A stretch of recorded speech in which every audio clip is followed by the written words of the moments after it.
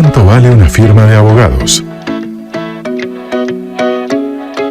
Mark Jericó, Managing Partner de Jericó Associates Legal Marketing SL, España. Fernando Peláez Piar, CEO del Ex Latin, Estados Unidos. Moderador, Juan Guillermo Moure, socio de Olarte Moure, Colombia.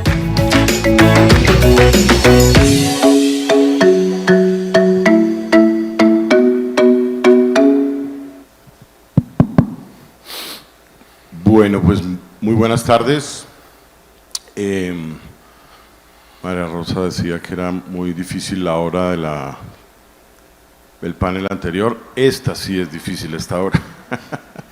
Pero bueno, somos lo único que se interpone entre ustedes y un merecido descanso, así que trataremos de ser breves, concisos y ojalá sumamente interesantes.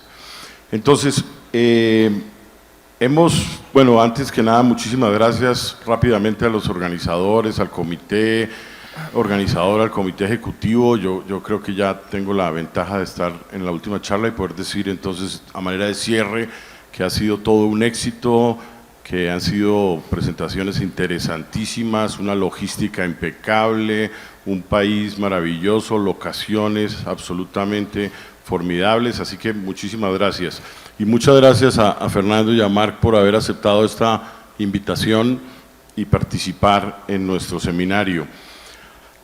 Hemos visto dentro de las presentaciones, evidentemente en esa línea de la aproximación financiera, lo que fue valoración, monetización de propiedad intelectual, etcétera, toda una suerte de elementos que han evidenciado la dificultad de valorar las diferentes posibilidades que existen sobre el particular, las diferentes situaciones que hacen que estemos en muchísimos escenarios es en un manejo prácticamente caso a caso, donde las circunstancias pueden variar enormemente. En el caso de una firma de abogados o un despacho de abogados, para todos pues no es un secreto que hay toda una suerte de elementos que hacen doblemente difícil tal valoración. Tenemos compañías de servicios en las que hay elementos intangibles que dificultan enormemente la valoración del negocio. Más aún si, como ya lo vimos en algunas de las conferencias, si pretendo escindir ciertos elementos que dan valor y venderlos de manera independiente. Entonces, en el caso de una firma de abogados, evidentemente se vuelve, como lo mencionaba, doblemente difícil realizar esa valoración, porque hay una cantidad de elementos intangibles, algunos de ellos inclusive que superan escenarios formales de bienes de propiedad intelectual y que están asociados, como ya lo veremos dentro de estas presentaciones, a una suerte de elementos que otorgan un valor extraordinario a una firma de abogados, en la medida en que permanezcan. Vamos entonces a dar comienzo a un par de presentaciones rápidas. Espero que el tiempo nos dé de manera suficiente para llegar a una etapa de preguntas. Yo me imagino que existen numerosas inquietudes que pueden surgir de estas presentaciones, de manera que sin mayor preámbulo, por favor entonces Fernando, adelante. 1.000.000 de gracias y me uno a las palabras de agradecimiento de Juan Guillermo por la invitación recibida y también en reconocimiento del éxito de este seminario. He tenido la oportunidad de asistir a la inmensa mayoría de las sesiones y debo reconocer que la calidad de cada una de ellas ha sido excelente.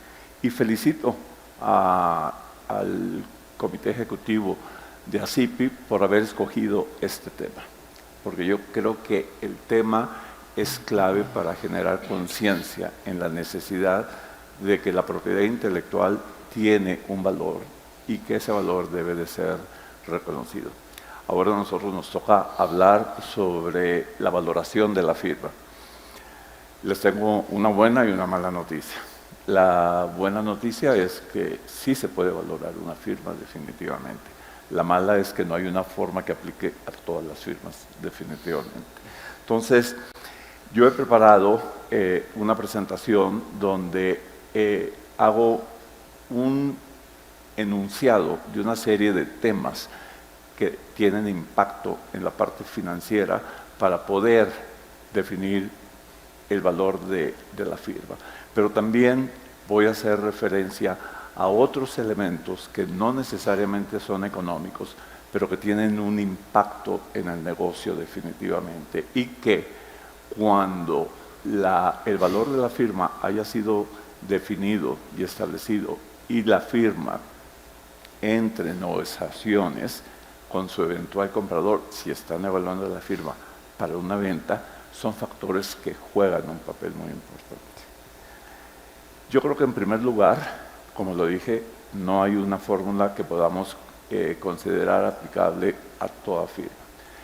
Pero también yo creo que es sumamente importante el determinar por qué quiero valorar la firma. Yo creo que es saludable que todas las firmas tengan en su gobierno corporativo una norma de hacer una evaluación de la firma periódicamente, a efecto de saber cuánto vale su negocio. Y hay muchas razones por las cuales en un momento dado se puede y se debe utilizar la valoración de la firma, y no únicamente en relación con la venta de la firma. Estamos hablando del retiro de un socio. Hay que saber cuánto vale la firma para negociar el retiro del socio y qué le corresponde al socio en su retiro. Durante estos 2 días hemos estado hablando sobre el apalancamiento a efecto de obtener financiamiento.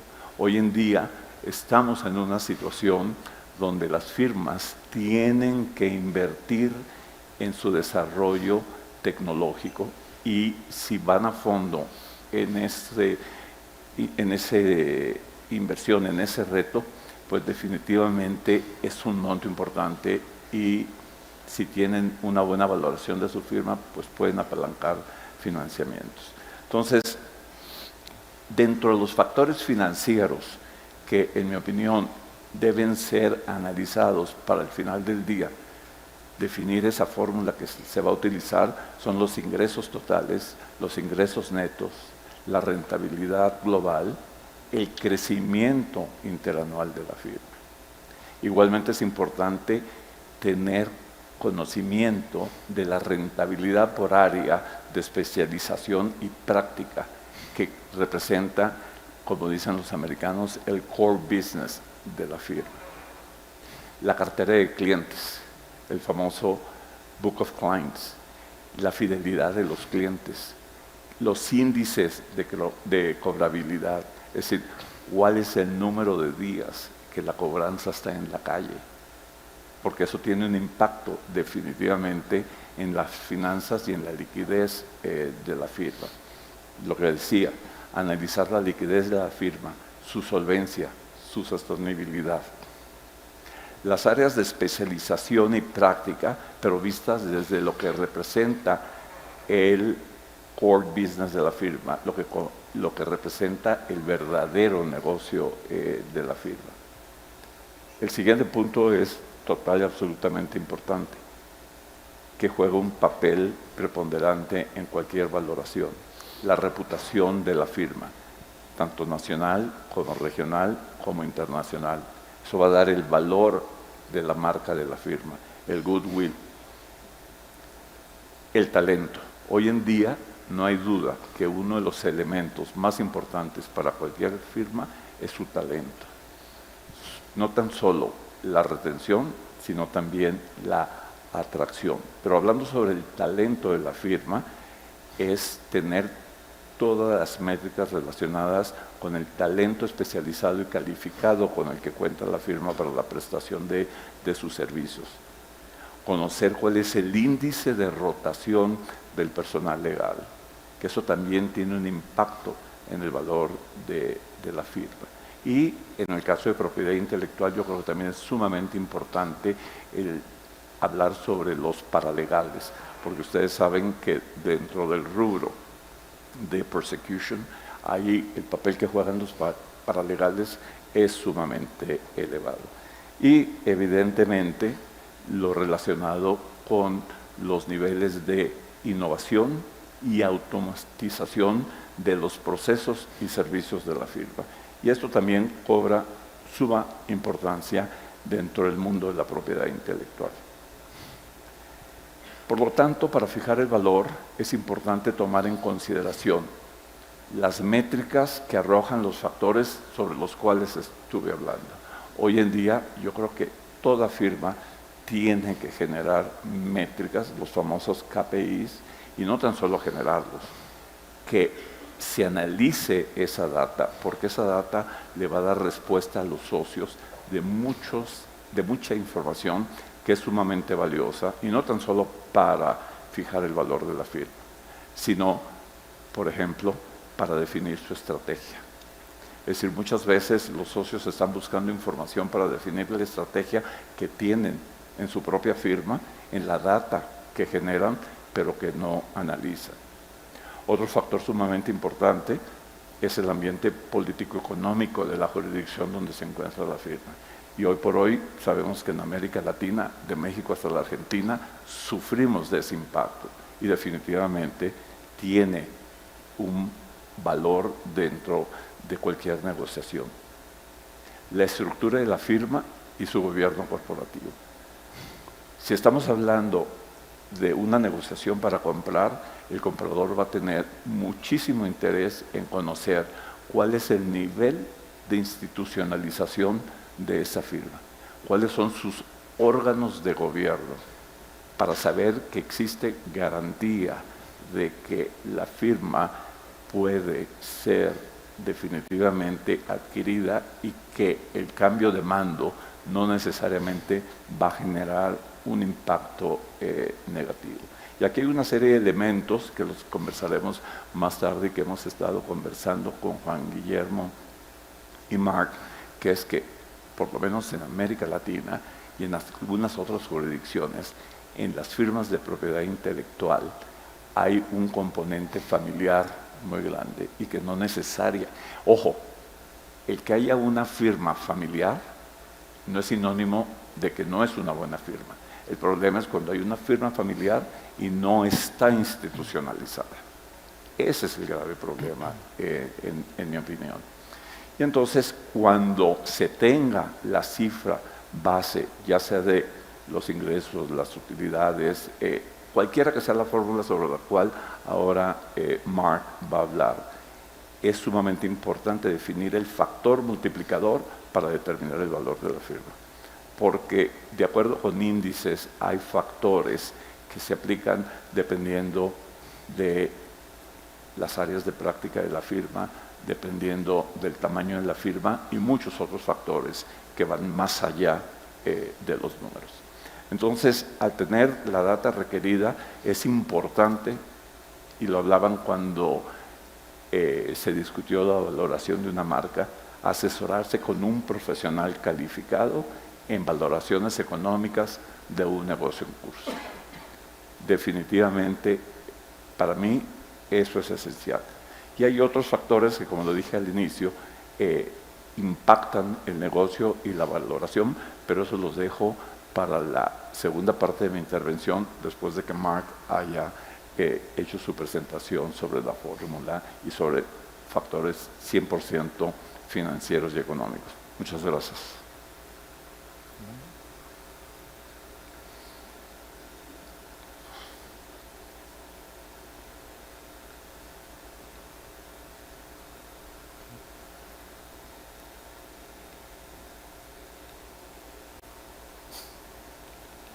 Cambio de pila en el momento más apropiado.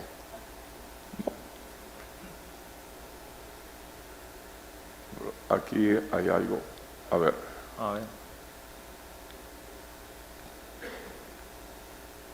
No, pero esta es la mía. Aquí. ¿Por acá? Bueno, la verdad es que es un gran placer estar aquí, viviendo también la esencia de ASIPI y la buena onda que se respira, que la verdad es que ha sido espectacular disfrutar estos días con cada una de las personas que nos encontramos aquí. Por supuesto, también quiero agradecer a Juan Guillermo, a Daniela, por toda la organización, porque desde que se planteó el hecho pues, de estar aquí, hablando de la parte de cuánto vale una firma de abogados, hay una reflexión que se me vino a la mente, ¿no? ¿Hablamos del dinero que vale una firma o hablamos del valor que vale una firma? Es decir, el valor que significa una firma, porque no es lo mismo, ¿no? Al final del día, una firma puede tener una facturación X, pero tener clientes de la escuela antigua. No obstante, vemos firmas en el mercado que realmente están en crecimiento, que realmente están apuntando a la eficiencia, que realmente están trabajando en la reputación y, por lo tanto, todos estos valores son el factor multiplicador del que realmente hablaremos y realmente tiene que ponerse en valor en la fórmula mágica que luego trataremos también de trasladar, ¿no? ¿Para qué vamos a evaluar el valor de una firma? En este punto vamos a señalar tres atributos, donde uno de ellos, por ejemplo, o tres casos, uno de ellos es el caso de cuando se dan fusiones entre firmas. Recientemente hemos vivido el caso, y todos creo que leímos la noticia, la fusión muy destacada a nivel global, la de Shearman & Sterling con Allen & Overy. Allen & Overy, como firma británica, tenía un interés muy claro realmente en estar en Nueva York de una forma sólida, y al final el valor de estar en una jurisdicción que, bajo mi punto de vista, es la más importante del mundo, es notorio. Y por otro lado, Shearman & Sterling, que al final ha sido una firma que históricamente se ha relacionado muchísimo con la élite, con la banca de inversión, con bancos, pero no obstante no tenía el alcance y la red que realmente sí tiene un Allen & Overy, ¿no? Por lo tanto, en casos como estos, sin duda, es importante una valoración de firma. Por otro lado, cuando hay entradas de socios o también salidas, por supuesto, también debe darse este tipo de situaciones. Aquí mostramos una noticia bastante reciente, la de Holland & Knight, y la incorporación de 28 socios de Cubero Cortés Gutiérrez. Aquí hay un matiz también importante a destacar. En este caso no hay una entrada de socio de equity. No obstante, cuando sí hay un valor muy importante en esta parte de valoración de firmas, cuando hay una entrada de socio de equity, como fue el caso de una integración que hizo Holland en México recientemente. Por lo tanto, este también es un punto a tener en cuenta. El tema del retiro, el retiro de un socio fundador que ha estado prácticamente una vida dejándose las pestañas en la firma, y luego viene un hijo o unos hijos, como aquí señalamos el caso de Roca Junyent. Miquel Roca Junyent fue el padre de la Constitución española, firma número 8 en facturación en España, y donde paulatinamente, desde hace 7-8 años, ha ido entrando el hijo para realmente posicionarse como el líder actual de la firma y verse como una transición natural, ¿no? También el caso de CK Magan Abogados, una firma que nació como firma laboralista y que con el paso del tiempo y fichajes en áreas de corporate pues fue creciendo, siendo multidisciplinar, y también en los últimos años ha trabajado en el retiro y ese lugar de presidente honorífico de Esteban Ceca, el fundador de la firma. También hay que tener en cuenta otro factor, es decir, cuando hay el fallecimiento del líder del despacho, que eso hemos visto recientemente algún caso en España, una firma o una empresa bloqueada pierde valor frente a una empresa o una firma en funcionamiento. Por lo tanto, ese punto también hay que señalarlo. ¿Qué métodos de valoración existen? Bueno, aquí señalamos algunos, pero no son todos. Al final hay más puntos que se pueden poner en valor. Aquí señalamos, por ejemplo, los métodos basados en la cuenta de resultados. Ahora vamos a ver un caso en la cual una operación estuvimos trabajando hace unos años. Vamos a ver 3 slides de una valoración y qué tuvimos en cuenta. 2, métodos basados en el descuento de flujos de caja, es decir, en el cash flow. 3, métodos mixtos basados en el fondo de comercio, goodwill. 4, regla empírica, el multiplicador de ingresos brutos por X. Pero insisto, al final del día en el sector hemos visto otros casos también. Al final, temas como, por ejemplo, una vez ventas, 6 veces beneficio, también se han visto, o por comparativa de mercado, ¿no? Es decir, que no son estas las únicas que hay.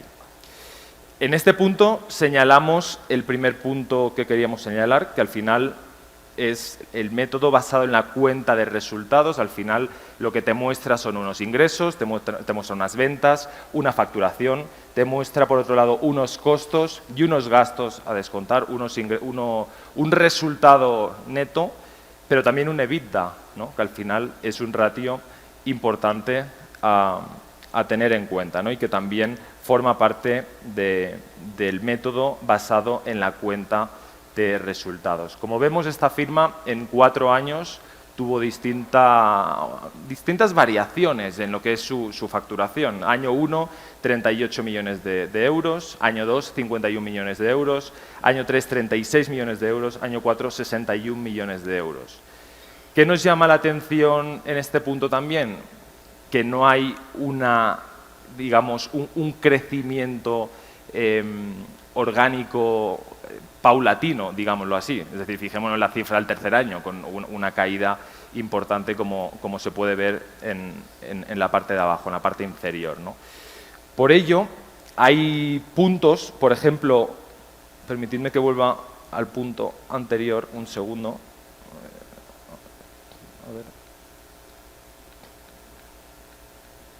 A ver, Fernando, perdona, para volver aquí, ¿no? La pequeña de abajo. No, la pequeña de abajo, la de abajo. A ver.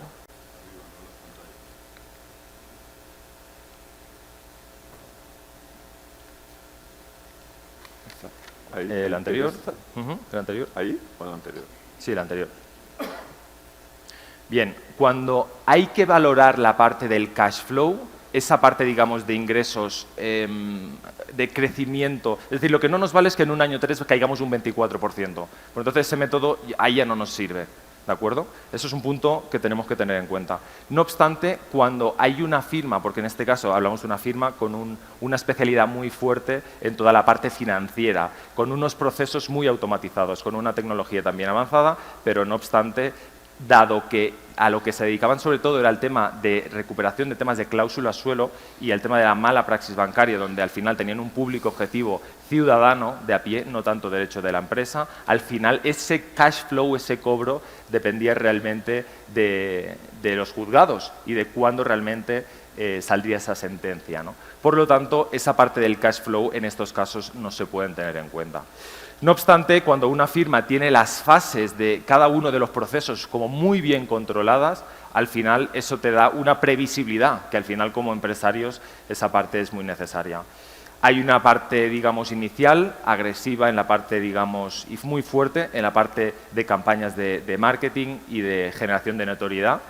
Luego, una parte también de la misma producción, donde ellos mismos reconocían que no había como abogados per se, es decir, la mano de obra que más abundaba eran redactores de demanda y por lo tanto había mucho paralegal, por lo tanto es otro tipo de atributo en este tipo de firma, ¿no?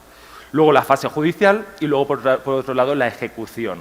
Por lo tanto, esa parte sistematizada demostraba también un índice de profesionalidad también destacado.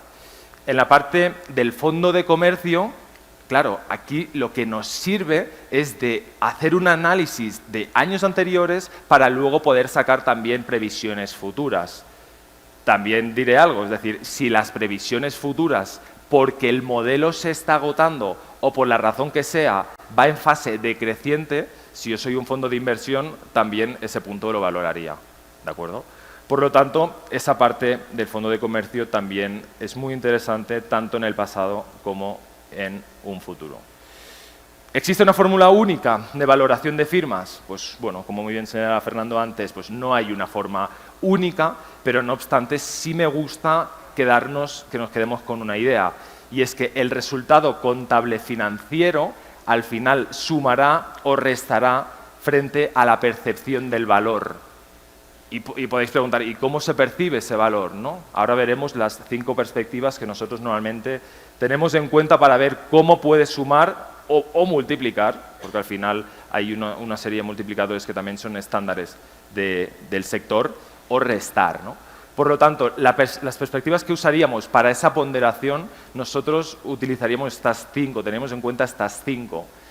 Desde el punto de vista de la perspectiva financiera, obviamente si una firma tiene deudas con el gobierno, pues eso yo como posible inversor quiero saberlo. Por lo tanto, es uno de los indicadores que se tendrían que tener en cuenta. No obstante, como idea y como indicador de cara a aterrizarlo también, aquí señalaríamos algunos puntos que se pueden tener en cuenta, pero hay muchísimos más. Tampoco es necesario cargarnos con muchísimos indicadores, pero temas de facturación de la firma, temas de PPT, Profit Per Partner, es un indicador muy británico, donde al final, digamos que se traslada ese dato para la parte de atracción de talento, la parte, como no, de rentabilidades, la parte de media de horas. Recordemos que normalmente antes hemos mencionado el tema de la fusión de Sherman Sterling y Allen & Overy. Al final los americanos tienden más a 2.000 horas facturables y los británicos tienden más a 1.500 horas facturables. Cuando se dan fusiones de este estilo, el punto complejo culturalmente hablando está realmente cómo se integra esa vertiente, ¿no? Pero si esa parte está medida, siempre es mucho más fácil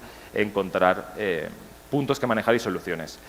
Por otro lado, en la perspectiva de clientes, para mí hay un indicador que es clave, que es la capacidad de retención de clientes. Si tenemos ratios a partir del 75% de retención de clientes, yo me quedo tranquilo, porque en ese caso sabemos que un 75% de esos clientes van a volver a nosotros un año y otro, y si se superan esos 2 años iniciales, pues también se ha superado como una primera barrera, ¿no? La parte del client satisfaction también es algo que por supuesto se puede medir. En la perspectiva de marca y reputación, bueno, aquí podrían haber muchísimos indicadores. ¿Cuántos abogados tenemos en Chambers, en Legal 500? ¿Cómo medimos esa reputación? La reputación del abogado, la reputación de la marca, la parte de los impactos que pueda tener una firma en medios de comunicación.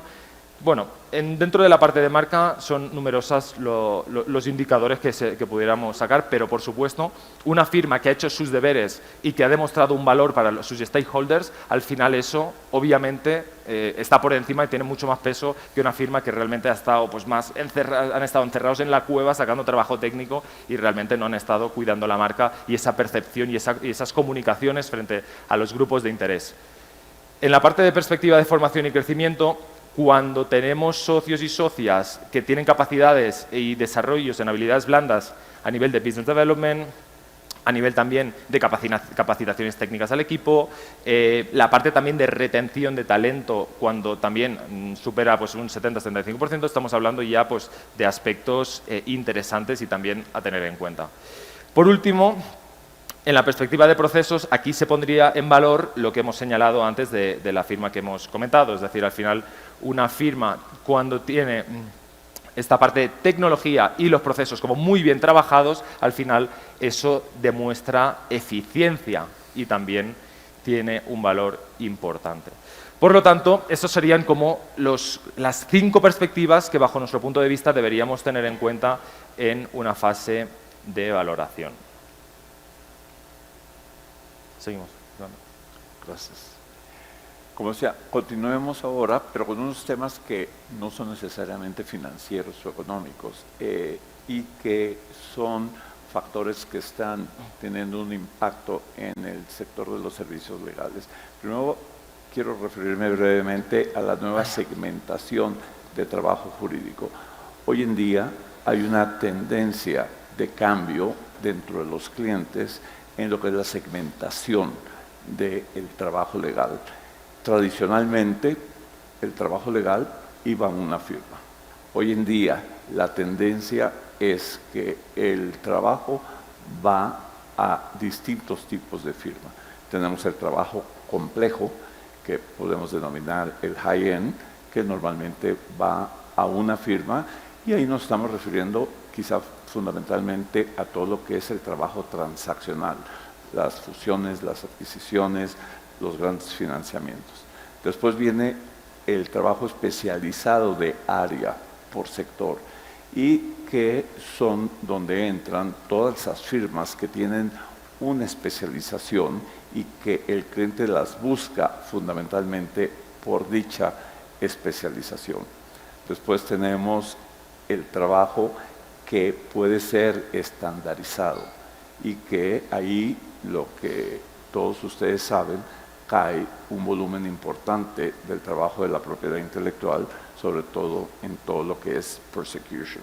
Y todos ustedes saben que desde hace varios años han surgido en el mercado una serie de compañías que están ofreciendo servicios dentro del sector porque han alcanzado niveles de automatización muy altos y están ofreciendo esos servicios a sus clientes globales para manejarles esas carteras en distintas partes del mundo. Y hay una nueva tendencia que es la flexibilidad de la fuerza de trabajo, que es lo que surgió a partir de la crisis financiera del 2009, que son los proyectos por asignación y contratación de talento específicamente para ese tipo de trabajo. Entonces, aquí es muy importante ver dónde está el sector de la propiedad intelectual. En mi opinión, el sector de la propiedad intelectual pues, puede estar en una firma multipráctica porque tiene una división de propiedad intelectual fuerte, competitiva en el mercado, pero encontramos que la inmensa mayoría está en firmas especializadas en propiedad intelectual y que hoy en día, en mi opinión, y ustedes lo saben mejor que yo, va mucho más allá de lo que ha sido el tradicional servicio de prosecution y empiezan a abarcar una serie de servicios que son no tan solo complementarios, sino que son necesarios para la prestación de ese servicio al cliente.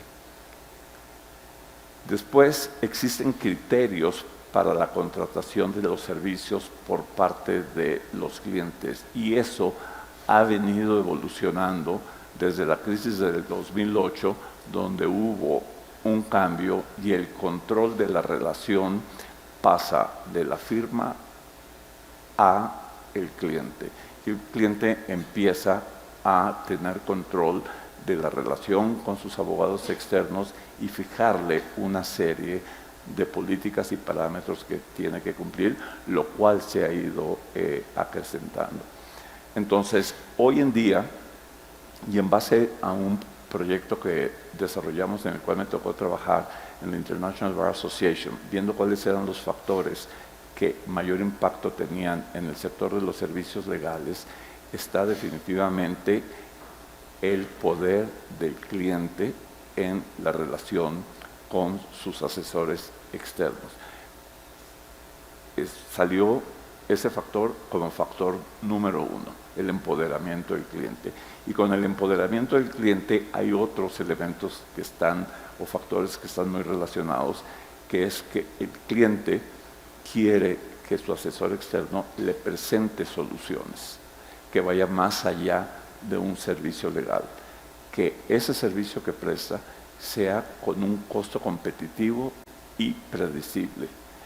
La utilización de Legal Tech y la prestación de los servicios en un entorno digital que lo va a llevar definitivamente a esa firma a ser más eficiente en la prestación de los servicios a su cliente y al final del día la firma va a ser muchísimo más rentable. No cabe duda que la tecnología tiene y tendrá un papel cada vez más importante, con gran impacto, como lo decía, en todo lo que es la eficiencia, la productividad, la rentabilidad y la prestación de los servicios. Aquí les quiero presentar una lámina de una encuesta que hicimos en LexLatin junto con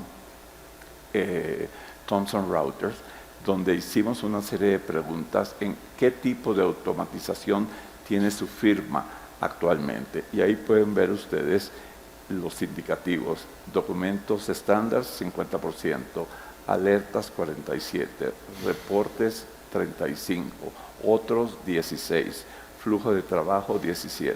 Esta fue una encuesta única y exclusivamente con firmas latinoamericanas y el universo que respondió estuvo alrededor de 150 socios. Pero es muy interesante ver qué actividades le gustaría automatizar y vean el cambio en el porcentaje de cada uno de ellos. ¿Cuál resulta en primer lugar? Reportes de actividades y casos. Eso es una necesidad en toda firma. Y ustedes ven cómo pasa de 35% a 68%. Flujos de trabajo y aprobación.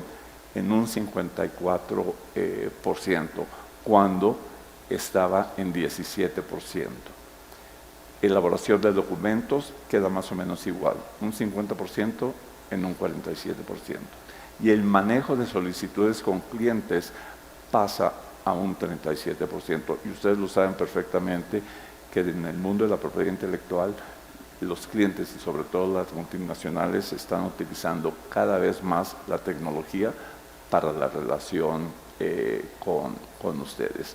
Y en la pregunta que hicimos, ¿en qué áreas de práctica requieren mayor apoyo de herramientas tecnológicas en su firma?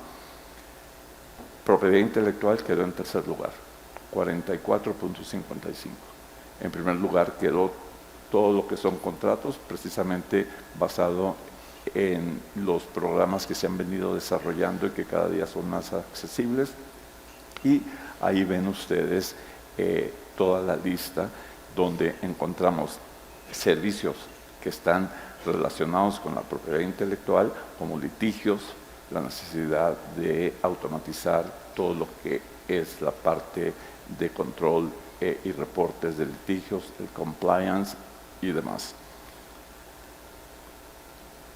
Los factores en que la firma debe centrar su atención definitivamente son 3, y eso es resultado de este análisis e investigación que hicimos en este proyecto. Número 1, como lo dije, el cliente.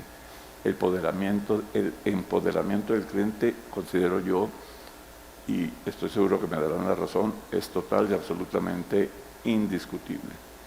El segundo elemento más importante es la retención y la atracción de talento. Y dentro de la retención y atracción de talento está la formación del talento.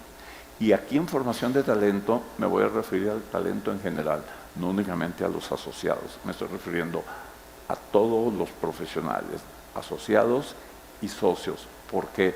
Porque hay una serie de nuevas habilidades, de nuevos skills que el cliente espera que su asesor externo maneje para que verdaderamente sea su aliado en el desarrollo de su negocio, que deje de ser el abogado tradicional y se convierta en un asesor que le permita seguir desarrollando el negocio dentro de las perspectivas que tiene la junta directiva de esa empresa. La innovación y transformación tecnológica, la necesidad de automatizar. ¿Y qué encontramos? Un obstáculo. El obstáculo mayor que encontramos es la necesidad que tiene el abogado de cambiar la mentalidad, vencer la resistencia al cambio, salir de su zona de confort. Al abogado le cuesta mucho trabajo asumir riesgos, prefiere mantenerse en su zona de confort. Y tenemos otro elemento que tradicionalmente la inmensa mayoría de las firmas ven el negocio a corto plazo y toman todo lo que representa la inversión para el talento o la inversión para el desarrollo de la tecnología como un gasto, cuando debe ser visto como una inversión a mediano y largo plazo. Y eso es uno de los grandes obstáculos que tiene el sector legal.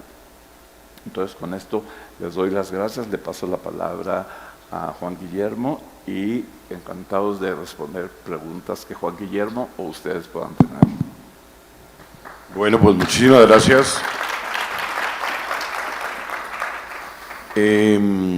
Bueno, yo no sé ustedes, pero a mí me surgen miles de preguntas en realidad, en escenarios sumamente distintos, pienso en tipologías de firmas distintas, pienso en áreas de prácticas diversas, pienso en historial de firmas diferentes, etcétera, y quedo con una cantidad de información así que gravita, pero digamos que se me ocurren algunas preguntas. Me encantaría si dentro de todos los asistentes se tienen preguntas, que de una vez vayamos preparándolas y les damos la pasamos a responderlas, que me parece sumamente importante. Ahora, hay varias cosas que se mencionaron, por ejemplo, muchísimos elementos, pero en primer lugar, ¿habría alguna indicación de qué prima? ¿Qué podría ser uno de esos indicadores más importante que otro?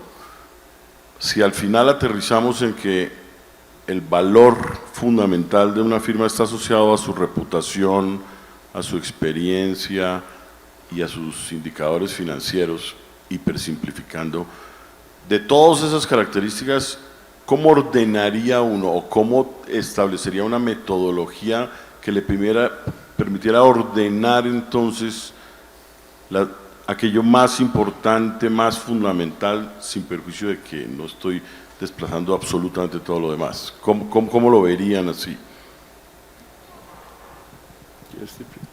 Sí, bueno, en línea un poquito con lo que hemos comentado antes, es cierto que cada casa es un mundo y se ponen en valor ciertos atributos que quizá en otras casas no son tan importantes, ¿no? En alguna de las fusiones o de las integraciones, entradas de socios que hemos visto, como hemos comentado antes, el factor de la cartera de clientes y el factor facturación han tenido un peso muy importante. Pero insisto, en cada casa al final se priman unas cosas u otras. El factor eficiencia, factor tecnología, hay en una nueva hornada de socio joven que está entrando, esta parte para ellos es fundamental. O sea, fundamental, dependiendo de la visión de la firma, dependiendo del propio management, la visión del partnership también diría, ¿no? Para mí el indicador número uno es el que hemos mencionado inicialmente, la parte de la capacidad que un despacho y una firma tenga de retener los clientes, de fidelizarles y que estos clientes año tras año vuelvan a contratar, para mí sería uno de los indicadores de mayor peso, más allá de que, por supuesto, dependiendo de las peculiaridades de la firma, cada perspectiva puede tener una ponderación mayor o menor. Yo lo que agregaría es, dentro de lo que ya respondió Mark, que es completamente acertado, el papel que tiene la institucionalización de la firma, porque eso le va a dar la confianza, si estamos hablando de una venta al inversor, que hay un gobierno corporativo que va a garantizar que esos indicadores que estuvo manteniendo, que también el inversionista va a tener que analizar sobre la cartera de clientes, sobre lo que se mencionaba, la rotación de los clientes, sobre la rotación del talento, la preparación y las calificaciones que tiene el talento. Yo he conocido de situaciones donde el break, es decir, se ha roto la negociación por falta de gobierno corporativo claro y transparente y la dependencia de uno o dos socios. Yo creo que uno de los grandes errores, una de las grandes fallas que tenemos en las firmas de abogados es que se manejan por códigos no escritos. Y cualquiera que esté en el mundo de la consultoría se encuentra muchas veces que habla con socios de firmas y les preguntas, ¿tú tienes una carrera para todos tus profesionales? Sí, la tenemos. ¿Me la puedes facilitar para analizarla? Mira, eso tenemos unos puntos que nosotros manejamos y los hablamos con cada uno de los profesionales. Entonces, eso tiene un impacto en una negociación. Entonces, yo creo que está, como yo decía al inicio, los factores financieros que tienen un peso, pero muchas veces, por más sólidos que sean esos factores financieros, los factores no financieros pueden tumbar la negociación. Perfecto, muchas gracias. No sé si alguien tiene alguna pregunta, no he visto todavía.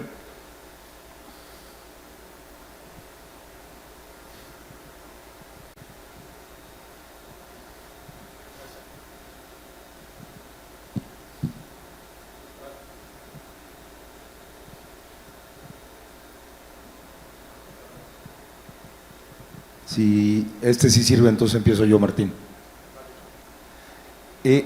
Un comentario que hicieron que me llama mucho la atención es la dependencia de una firma hacia un socio en particular.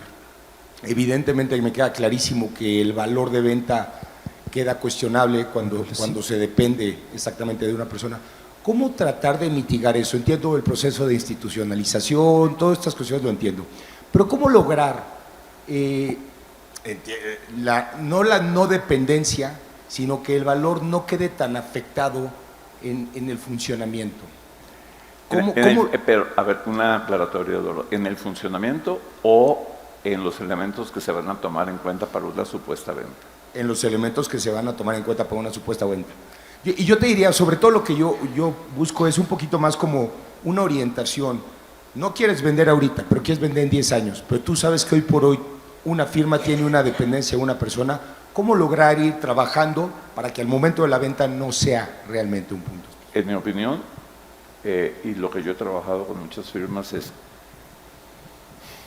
la sucesión o el retiro de los socios debe empezarse a trabajar por lo menos con 5 años de anticipación a la fecha del retiro de los socios y fijar claramente cuál es el proceso de transición tanto del poder que pueda tener ese socio o esos socios en la firma como su cartera de clientes, definitivamente.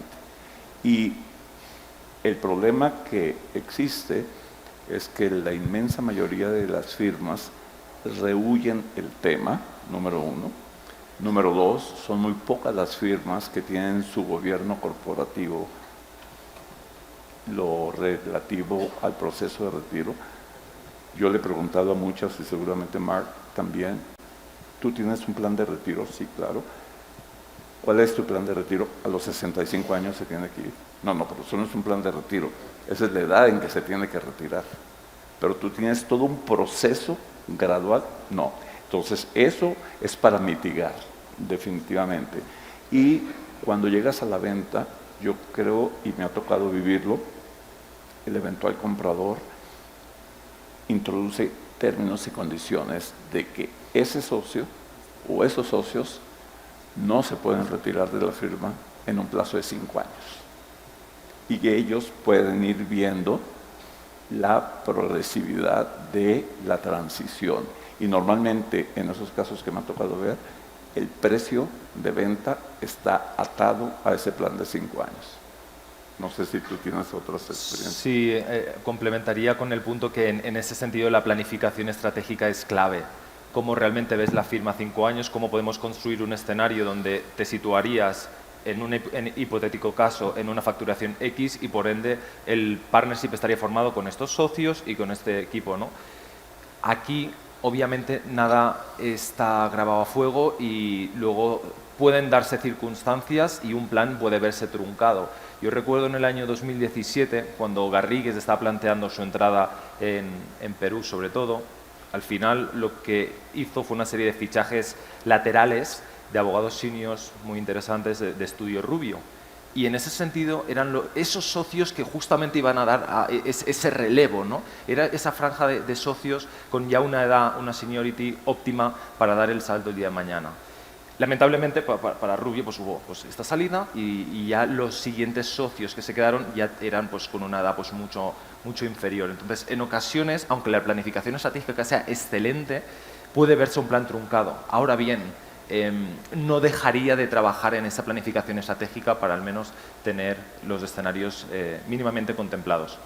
Y hemos visto, y tú, Eduardo, conoces el caso de en México, un socio total y absolutamente líder de una firma no llegó a un acuerdo con sus socios y, como yo digo, se cruzó la calle y se fue con la competencia para desarrollarles y proyectarlas internacionalmente. lo que acabamos de ver hace 2 semanas en Perú, con el socio de Checopar, Baker McKenzie, que manejaba todo el área de litigio y de solución de controversias, llegó a su edad de retiro. Es evidentemente claro que no llegó a un acuerdo con el Checopar por las razones que puede haber habido. Se fue con Hernández y compañía, no tan solo él, sino que se llevó a todo el equipo. ¿Okay? Entonces, eso es la falta de previsión para empezar a negociar con la debida anticipación la transición. Primero, felicitaciones y gracias, Marc y Fernando, por la excelente presentación. Gracias, Juan Guillermo, por haber sido el ideólogo de este panel. Gracias en Medellín, aquella noche charlando, viniste con esta interesante propuesta. Surgen 1000 preguntas, la verdad, como decía Juan Guillermo, y consultas que podrían aparecer. Me voy a concentrar en una sola concreta y directa a Marc. Hablaste de porcentaje de retención de clientes. ¿Cómo se mide un porcentaje de retención de clientes para una firma? ¿Cómo se mide? ¿Cómo se mide? ¿Cómo determinas el porcentaje de retención de clientes? El porcentaje de retención de clientes. Hablaste de que tendría que ser arriba del 70% un porcentaje bueno de retención de clientes de una firma. Pero ¿cómo llegas a determinar cuál es el porcentaje de retención de clientes de una firma? ¿Debería perder clientes primero para poder cuánto recupera? No me queda la duda esa. Con el porcentaje de retención de clientes, sobre todo lo que nos referimos sobre todo a dentro del listado de clientes, donde al final harás un ABC de clientes, dirás mis clientes A son estos de acá, mis clientes B son estos, mis clientes C son estos, perfecto. De estos de aquí, ¿cuáles son los que el próximo año me van a contratar? O hagámoslo a la inversa, es decir, hagamos un análisis en el pasado, en los últimos 5 años, qué clientes se me han ido quedando, ¿no? Por lo tanto, y insisto, es decir, para mí un indicador que puede ser muy interesante, de todo lo que sea de 70 para arriba, pues fantástico, porque al final apuntas a la previsibilidad que como empresarios los socios y socias de las firmas necesitan. Y por lo tanto, ese ratio es un ratio ya muy interesante, pero sería la forma. Sí que es interesante, pero no termina siendo muy subjetivo, porque no. lo determinas qué porcentaje se te puede llegar a ir. No sé, yo lo veo muy... Es decir, la medición de un año para otro, es decir, del 2022 al 2023, el cálculo lo tenemos muy sencillo.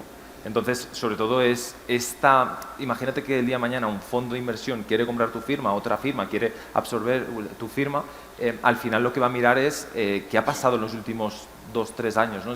3-4 años, es decir, ¿cómo has logrado fidelizar a tus clientes? ¿Cuáles mantienen? Porque no es lo mismo que realmente se compre una firma donde hay 100.000 euros recurrentes o 1 millón de euros recurrentes que realmente, y en un formato de igualas, por ejemplo, donde eso realmente da esa estabilidad, que cada mes partas de cero, ¿no? Por lo tanto, va un poquito enfocado en esa línea. Ahí hay otro elemento que tú puedes manejar, que a la inversa te puede dar. El ejercicio del Pareto, que el Pareto es hacer un análisis de tu cartera de clientes y determinar cuáles son los clientes que te generan el 80% de tu ingreso y cuáles son los clientes que te generan el 20%. De ahí la importancia que yo decía de manejar métricas y analizar la data. Si tú tienes como política en tu firma todos los años hacer un Pareto, tú vas a ir siguiendo muy de cerca cuáles son los clientes que te generan el 80% de tus ingresos y cuáles son los clientes que te generan el 20% de tus ingresos. Y aquí hay otro elemento que me gustaría comentar. Las firmas gastan muchísimo en todo lo que es su plan de mercadeo, ¿okay? Para captar nuevos clientes. Y son muy pocas firmas las que invierten en desarrollar a los clientes existentes. Y está comprobado que generar un nuevo cliente requiere una inversión de 70% más que desarrollar un cliente existente.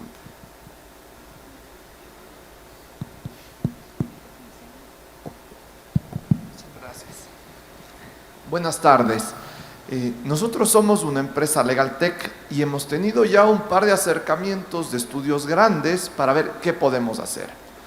Dentro de eso, la cuestión que más resistencia nos ha causado es la cultura de trabajo. Ustedes señalaron en su presentación que el mindset es trascendental y notamos una forma de pensar y de trabajar es totalmente distinta a lo que estamos haciendo. Pero el crecimiento de otros países necesitamos esas alianzas. ¿Cuál sería su sugerencia en el caso de una venta? El proceso, o en su experiencia han visto cómo se puede estandarizar culturas de trabajo cuando hay generaciones totalmente marcadas o formas de pensar totalmente marcadas, en donde se puede hacer esto de alguna manera. Bueno, historias de fracasos, de integraciones que no han funcionado justamente porque las culturas son muy distintas, yo creo que hay muchísimas, ¿no? Realmente es uno de los factores más complejos, porque la gestión del capital humano es justamente eso, es decir, de una complejidad muy, muy grande, ¿no? En ese sentido, como antes hemos hablado un poco de esa parte de formas de trabajar, incluso la parte de las firmas británicas, las firmas americanas, con esas... Y por eso, digamos, nos apunta un poquito a esa dificultad de este tipo de operaciones, ¿no? Yo creo que fórmulas mágicas en ese sentido no hay. Si un proceso tiene que darse, estoy imaginándome en el caso de ustedes, que se dé el día de mañana una venta, desconozco si con un periodo pactado de permanencia en la empresa, o 4 o 5 años, o si luego se va a dar una salida, ¿no?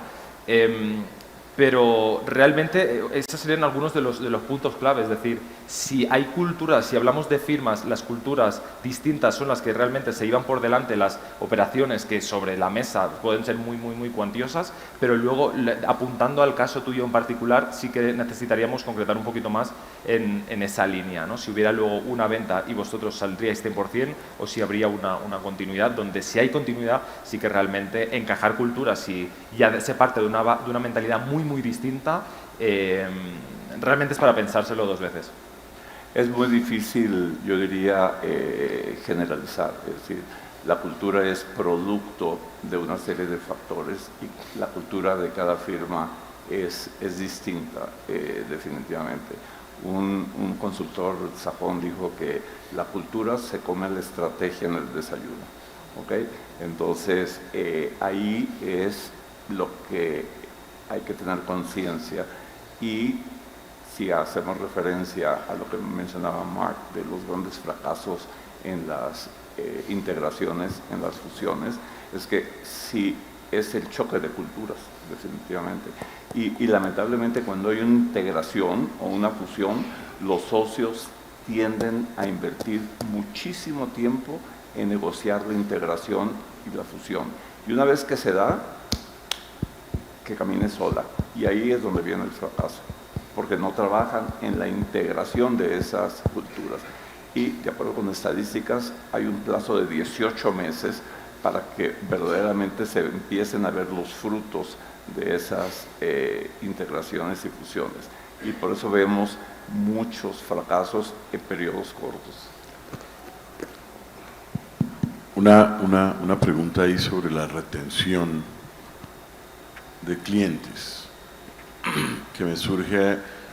Evidentemente uno puede estructurar un indicador, puede revisar año a año, pero dada la dinámica, por ejemplo, en materia de propiedad intelectual, no es muy común que uno tenga contratos suscritos con su cliente. En muchísimos casos son mandatos amplios que no existen, simplemente, pero llevo trabajando muchísimos años con un cliente. Puedo sacar un indicador en funciones de cuánto facturé el año pasado, cuánto facturé aumentó, disminuyó, etcétera, y animarme a llegar a un porcentaje entonces. Pero se castiga muchísimo ya en una operación, por ejemplo, de compra, de integración, se castigaría muchísimo el hecho de que no tenga yo, como sí existen en otras industrias, contratos firmados que garanticen esos flujos futuros, etcétera. Si tu comprador va a ser otra firma, yo me atrevería a decir que no te lo va a exigir. ¿Por qué? Porque esa es una realidad en el sector legal. Ustedes en el mundo de la propiedad intelectual, por lo menos en todo lo que es persecution, tienen los poderes de los clientes y por lo menos eso te da una confianza, una garantía y tú sabes cuándo perdiste un cliente porque te va a llamar y te va a decir que está pasándole el portafolio a otra firma por cualquiera que sea la razón.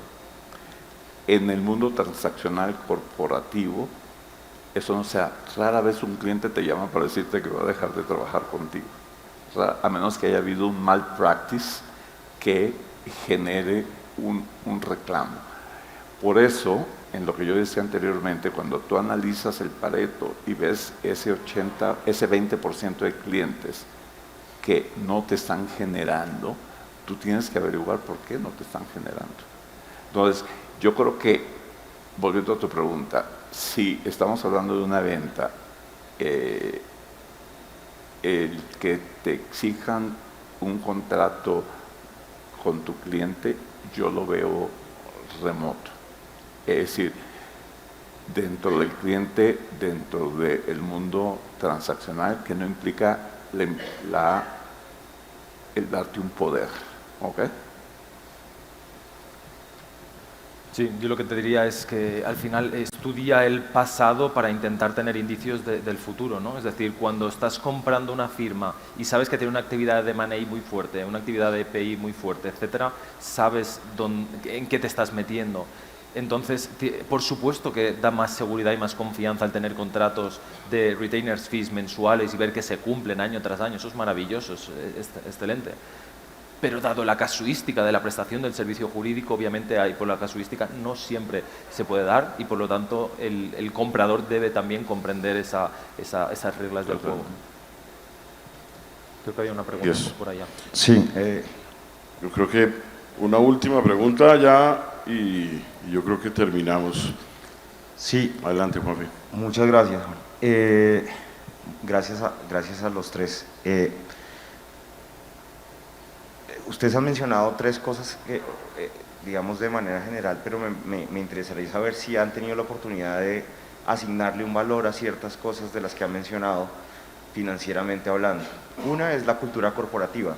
Ustedes hablan eventualmente con quien se sale de una firma o quien entra a una firma y el valor es un factor importante, pero habitualmente el que se sale de una firma sale habitualmente muy cansado de alguna riña personal con alguien o algún problema de ambiente laboral y muchas de los problemas de las fusiones fracasan por elementos indetectados en las integraciones de carácter personal. Por ejemplo, un socio simplemente que no está dispuesto a ceder espacios dentro de la firma. Dos, los conflictos de interés también aumentan en la medida en que aumentan el tamaño de las firmas.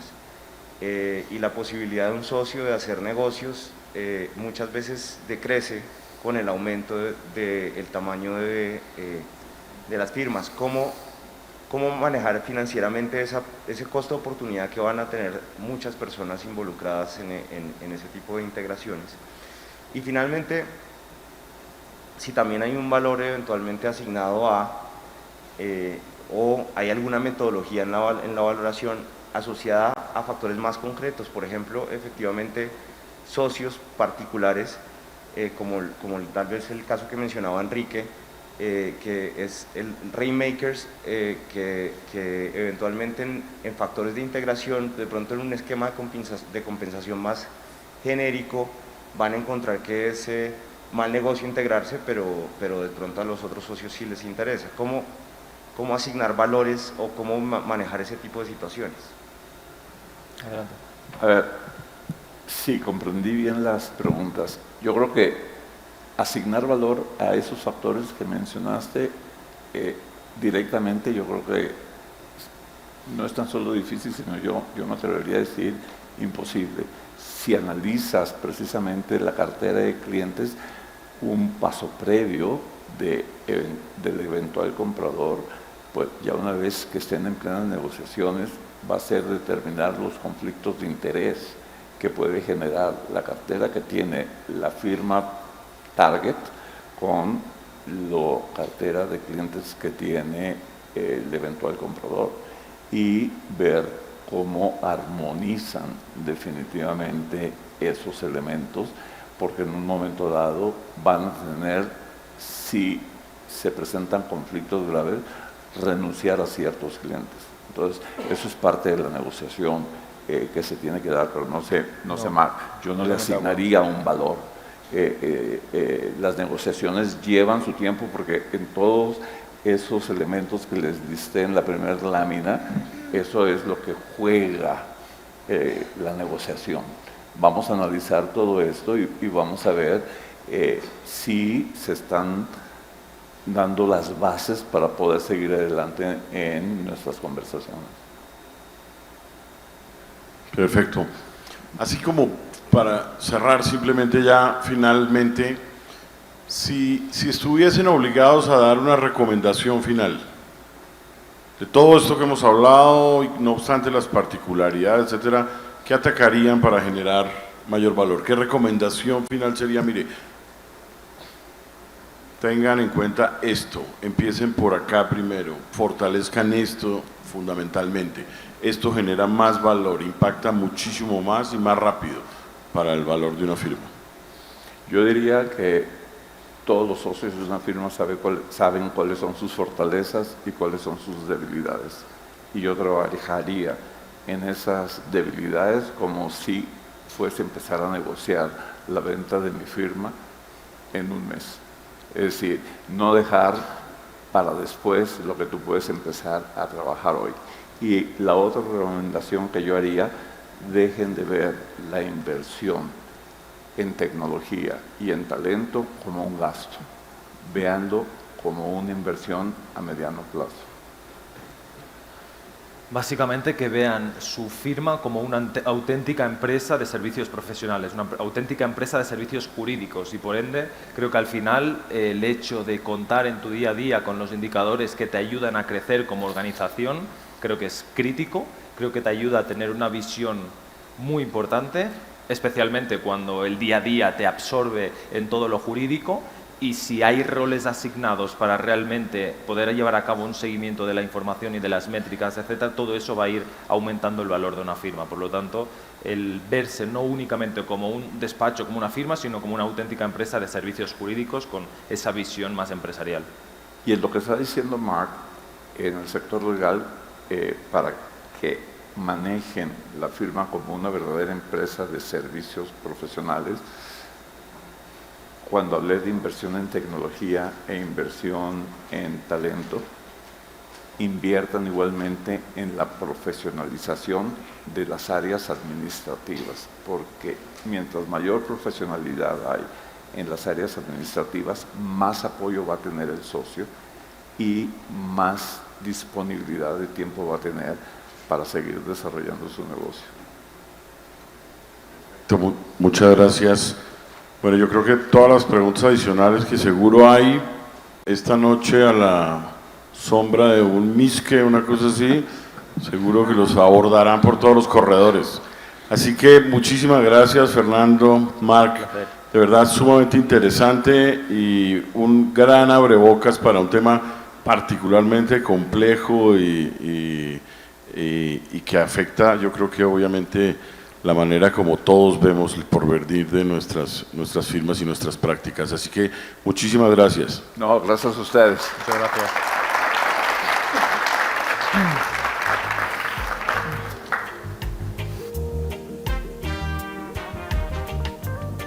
Hola.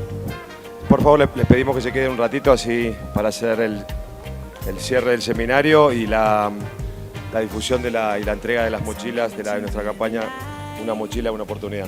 Gracias por quedarse. Arrancamos en 2 minutos.